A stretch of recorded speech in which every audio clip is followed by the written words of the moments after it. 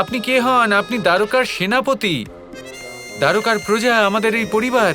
আমরা সবাই আপনাকে ভরসা করি, আর আপনি এখানে আনন্দ করছেন। কি বিশাল বানর! এটা কোন ধরনের বানর? যদি আপনি আশ্রম থেকে যেতেন তাহলে আপনি নিজেই জানতে পারতেন, নিজেই দেখতে পেতেন, সমস্যার সমাধানও করে ফেলতেন, মানুষের প্রাণ বিপদ থেকে মুক্ত করতে পারতেন আপনি।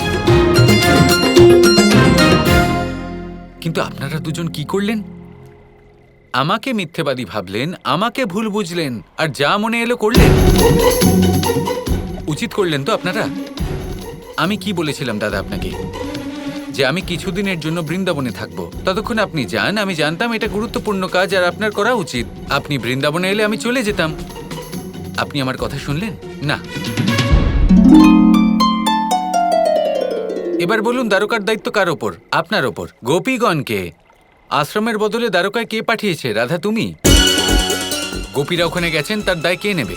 তুমি রাধা। দ্বারকার সুরক্ষার দায়িত্ব কার? আপনার। যদি আজ দ্বারকার কিছু একটা হয়, গোপীদের কিছু একটা হয়, তাহলে তার উত্তরদায়িত্ব কার? আপনার দাদা। আপনারা দুজন এমন কাজ করলেন আর আমাকে ভুল বুঝলেন। আপনারা আমার মনে আঘাত করেছেন। আপনারা আমাকে অনুচিত মনে করলেন, কিন্তু আমি তো সবার মঙ্গলের কথাই ভেবেছিলাম। আরে কি অভিনয় করছো তুমি, কানাই? ওদিকে দ্বারকায় বিপদ ঘনিয়ে এসেছে, গোপিনীরা বিপদের মধ্যে রয়েছে, আর তুমি এখানে দাঁড়িয়ে আছো। তুমি ওখানে গিয়ে ওনাদের রক্ষা করতে পারছো না? আমাকে যেতে বলছো? আমি তো অবসর নিয়েছিলাম। অভিনয়? ক্ষমা করবেন, কিন্তু এসব আমি আর শুনতে পারছি না দাদা। আমি যাই বলি না কেন, যাই করি না কেন, আপনাদের অভিনয় মনে হয়। অভিনয় বলেই ধরে নিন। আমি বৃন্দাবন ফিরে যাচ্ছি। আপনি রক্ষা করবেন কি করবেন না, সেই সিদ্ধান্ত আপনারই। আরে কানাই! কৃষ্ণ, দাঁড়াও দাঁড়াও, কোথায় যাচ্ছ? কৃষ্ণ!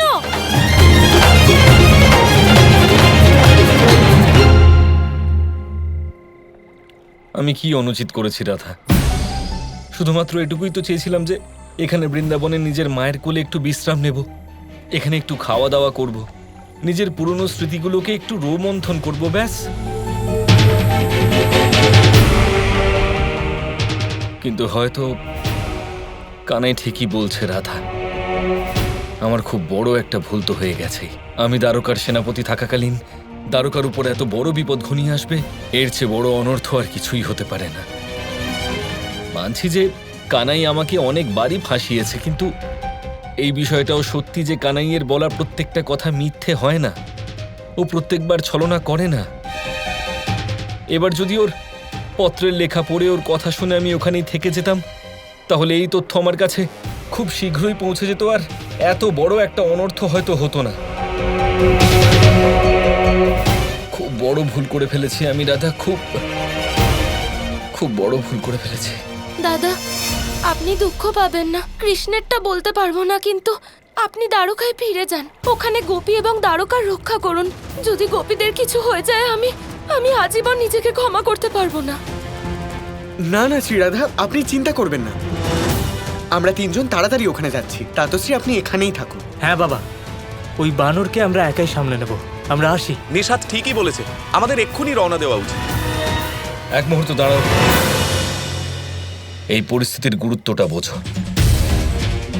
কানাই বলেছে যে বিপদ অত্যন্ত গুরুতর, তার অর্থ স্পষ্ট। এই বানর অত্যন্ত শক্তিশালী প্রাণী।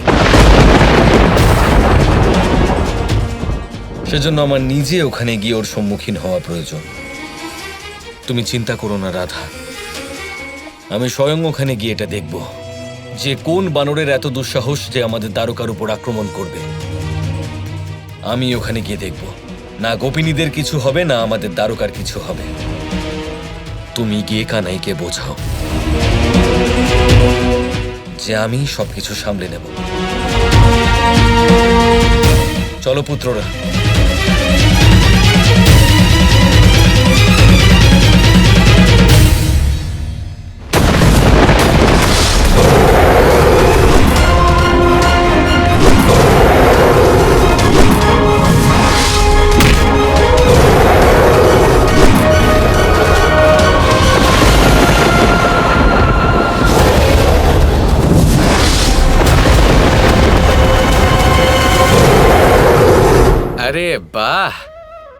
দাদা দ্বারকায় চলে গেছেন, খুব ভালো হয়েছে।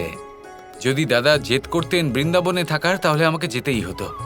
যাক, যা হয়েছে ভালোর জন্য হয়েছে। আমি বৃন্দাবন থেকে কোনো বিপদের চিন্তা নিয়ে নয়, নিজের মন সন্তুষ্ট হলে তবেই যাব। কৃষ্ণ, তুমি কোথায় আছো? কৃষ্ণ, কৃষ্ণ, কৃষ্ণ, তুমি এখানে? আমি কখন থেকে খুঁজে চলেছি। আমাকে একটু একা থাকতে দাও। তাছাড়া আজ আমার মনকে খুব আহত করেছো তুমি আর দাদা। আমার সাথে কথা কেন বলছো? আমার সাথে কথা বলো না। আমি তো মিথ্যেবাদী। আমার সাথে কথা বললে তুমিও মিথ্যেবাদী হয়ে যাবে। বলো না। কৃষ্ণ, না। কৃষ্ণ, আমার কথাটা তো শোনো। দাঁড়াও। আমি তো বললাম আমার সাথে কথা বলো না, দরকার নেই, কোনো প্রয়োজন নেই। কৃষ্ণ, কৃষ্ণ, দাঁড়াও।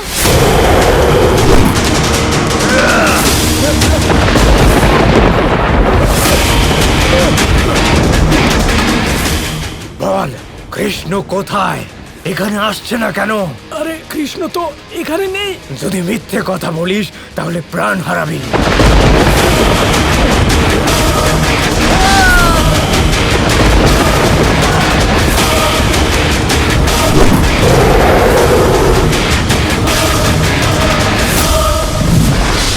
গোপীরা হলেন আমাদের অতিথি, ওদের রক্ষা করতে হবে।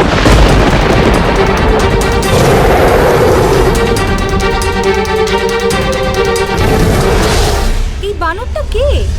এই কৃষ্ণকে কেন খুঁজছে? জানি না। আমাদের আমাদের যে করেই হোক দাদার কাছে পালিয়ে যেতে হবে। ওনার এটা জানা উচিত যে এক বিশালাকায় বানর তারকার উপর আক্রমণ করেছে।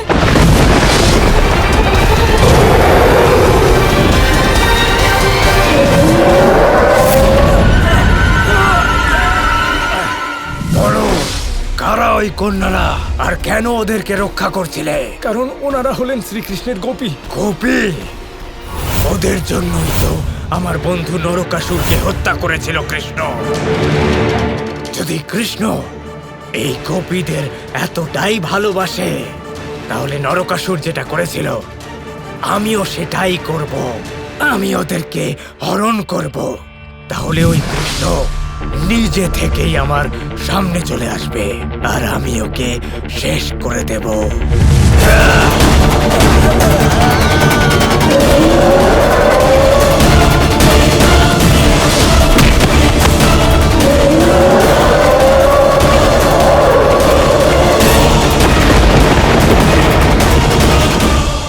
চিন্তা করো না গোপীরা, দাদা তোমাদের সবাইকে রক্ষা করতে আসছেন। কৃষ্ণ, আমায় ক্ষমা করে দাও। আমার ভুল হয়েছে। গোপীদের দ্বারকায় পাঠানো উচিত হয়নি, তোমার উপর ভরসা রাখা উচিত ছিল। কতক্ষণ সময় পেরিয়ে গেল, এখনো দ্বারকা থেকে সংবাদ এলো না। দেখো, এই যে ত্যাগ করো আর আমার সাথে দ্বারকায় চলো। আমরা বৃন্দাবন ত্যাগ করে দ্বারকায় যাই। বৃন্দাবন ত্যাগ করে দ্বারকায় ফিরে যাব? কৃষ্ণ, গোপীদের রক্ষা করা আমাদের কর্তব্য, আমাদের যাওয়া প্রয়োজন। আমি দাদাকে সেই কারণেই পাঠিয়েছি রাধা। হ্যাঁ কৃষ্ণ, কিন্তু গোপীদের কি হবে? আর দাদা যদি এই বিশাল দানবকে পরাস্ত করতে না পারেন? কৃষ্ণের উপর আস্থা রাখো রাধা, দাদা সব সামলে নেবেন। গোপীরা সুরক্ষিত থাকবেন রাধা।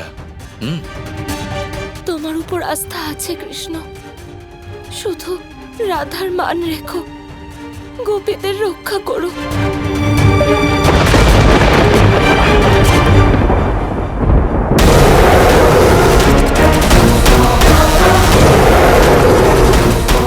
যতই পালাও না কেন গোপীরা, তোমরা আমার হাত থেকে বাঁচতে পারবে না, আর কৃষ্ণকেও বাঁচাতে পারবে না। বাঁচাও, বাঁচাও! তোমাদের এই চিৎকার তোমাদেরকে নিজের মৃত্যুর কাছাকাছি পৌঁছে দেবে।